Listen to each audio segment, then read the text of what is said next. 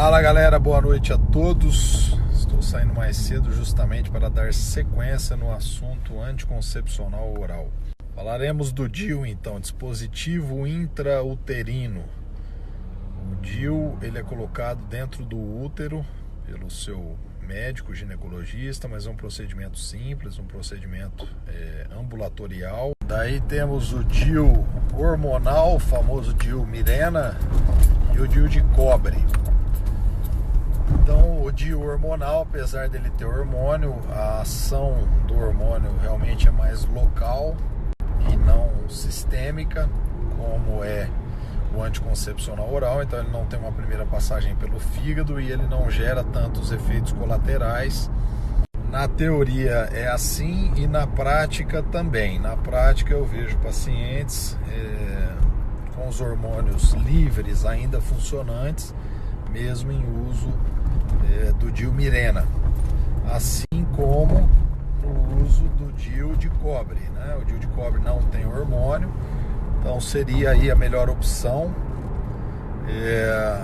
Lembrando lá do primeiro vídeo sobre anticoncepcional oral, o anticoncepcional oral eleva uma molécula que chama SHBG, uma globulina ligadora de hormônios sexuais, o que acaba diminuindo todos os hormônios na forma livre na mulher. E os hormônios livres são as frações funcionantes, porque um hormônio precisa estar livre para chegar num receptor e funcionar naquele mecanismo de chave e fechadura. Então nenhum nem outro, nem o DIU Mirena e nem o DIU de cobre, na prática ocorre esse problema do anticoncepcional oral. O DIU de cobre não tem hormônio e o DIU Mirena, apesar dele ter hormônios, percebe-se realmente com um efeito sistêmico muito menor do que o anticoncepcional oral. Ambos são seguros, tá? Ambos têm uma confiabilidade de resultado aí de mais de 99%, né? 99,5% talvez. Então a chance de engravidar com os dois é muito pequena, tá?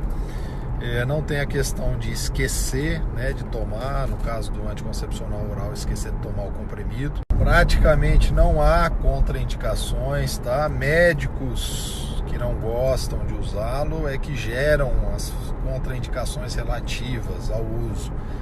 Então, se você quer colocar um DIU e o seu médico é contra, muda de médico, entendeu? Vá para outro médico, um que seja adepto a um método que te gere menos efeitos colaterais.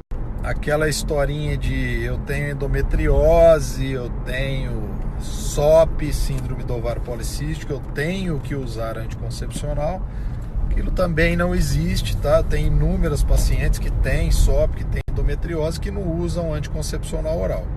A diferença é se você consegue ou não seguir uma dieta, porque realmente pessoas que têm doenças inflamatórias, elas precisam seguir uma dieta onde se gere um ambiente interno do seu organismo sem inflamações, né, para que não se tenha os sintomas da endometriose e da síndrome do ovário policístico. Então a alimentação realmente é uma alimentação livre de farináceos, livre de farinhas, livre de glúten, livre de açúcares simples, né? Então não é uma dieta gostosa de fazer. Aí entra aquela analogia que eu gosto de fazer, né? Quando a pessoa tem um problema de saúde, tem uma doença, tem uma patologia, ela tem que entender que ela é diferente das outras pessoas. Então vamos fazer aqui aquela analogia. Você tem um enfisema pulmonar. Você não pode fumar. Você não tem um enfisema pulmonar. Você tem pulmões normais. Você não deve fumar. Fumar faz bem para a saúde? Não, todo mundo sabe, certo? Mas uns não devem, outros não podem, porque tem já uma patologia. Então é isso que você tem que entender, você é diferente. Você não pode comer glúten, você não pode comer farinha, você não pode ficar comendo açúcar simples. É diferente de pessoas que sabem que açúcar faz mal, que glúten faz mal, que farinha faz mal, mas que não devem, porque elas não têm uma patologia prévia. Então você tem que entender isso. Se você quer tratar sua SOP, sua endometriose, sem anticoncepcional oral, eu te garanto que é possível. Porém, você vai ter que dar conta de fazer dieta, porque essas patologias têm uma relação direta com o aumento de resistência insulínica e com o aumento de inflamação interna. Quando tudo que inflama incha, tudo que incha aumenta a dor, aumenta os sintomas. Se você manter a coisa ali, ó, latente, sem inflamação, sem inchaço, você não vai sentir nada. Você vai conseguir controlar os seus processos patológicos sem o uso de anticoncepcional oral, que vai te trazer outros problemas de saúde. Então, na minha opinião, melhor opção, DIU de cobre, é possível, tá? Colocar em todas as mulheres, só uma questão de achar a pessoa certa e você querer aquilo.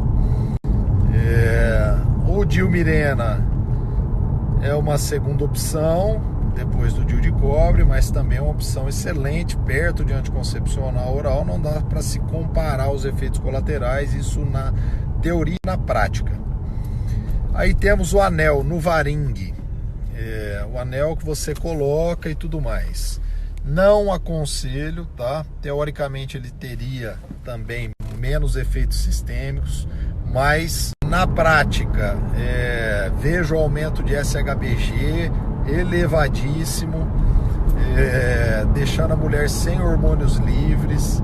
É uma coisa que depende de você ficar colocando, tem que acertar os dias, as horas, pode ser um pouco incômodo, pode esquecer, mas o principal problema é que na prática realmente há efeitos sistêmicos, então não indico.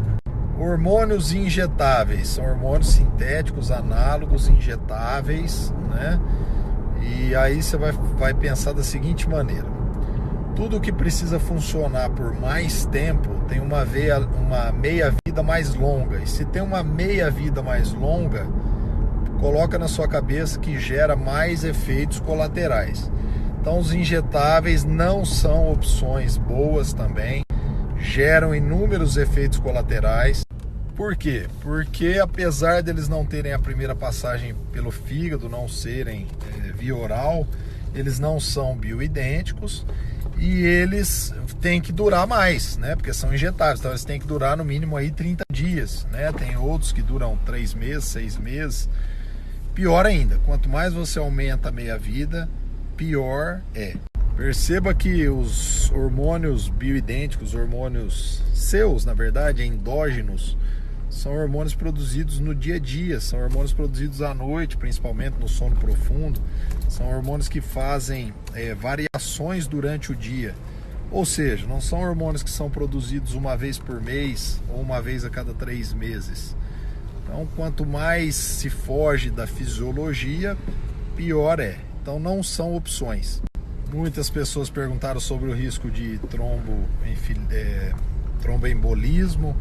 Isso eu falei que não ia falar porque realmente tem. É só jogar na internet, aí você vai achar sociedades, mulheres que se uniram, que tiveram efeito, parentes de vítimas. Então isso eu não vou falar. Outras perguntaram em relação a outros problemas hormonais, como o hipotireoidismo. Na verdade, os hormônios trabalham em conjunto, né? Quando você bagunça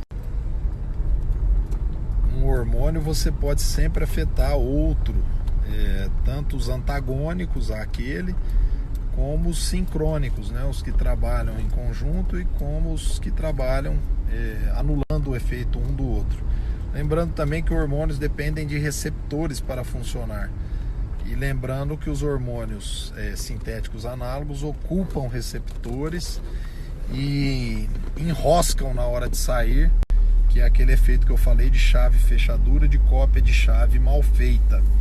Doutor Rodolfo, quando eu paro de usar o anticoncepcional, quanto tempo para me recuperar? Isso vai depender de inúmeros fatores, né? Quanto tempo você usou, quando você começou a usar, se você era muito